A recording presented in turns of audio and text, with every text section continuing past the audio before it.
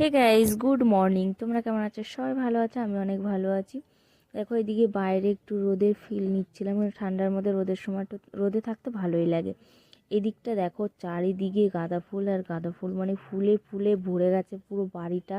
আর রোদ পড়ছে, পুরো হলুদ হয়ে গেছে। সকালবেলা ঘুম থেকে উঠে অবাক হয়ে গেছি, কারণ রাতের বেলা অতটাও বুঝতে পারিনি যে এত ফুল হয়েছে। ফুল গাছের মানে বুঝতে পেরেছি ফুল আছে, কিন্তু এতটা ফুল আছে বুঝতে পারিনি। পুরো আলো হয়ে গেছে, সকাল হতে না হতে খুব সুন্দর লাগছে।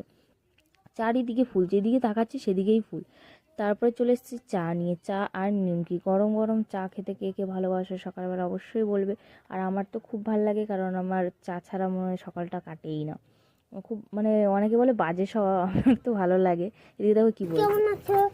আমরা ভালো আছি। তারপরে কালকে আমরা দেখাশোনা করবো। আমার মা অসুস্থ হয়ে গেছে।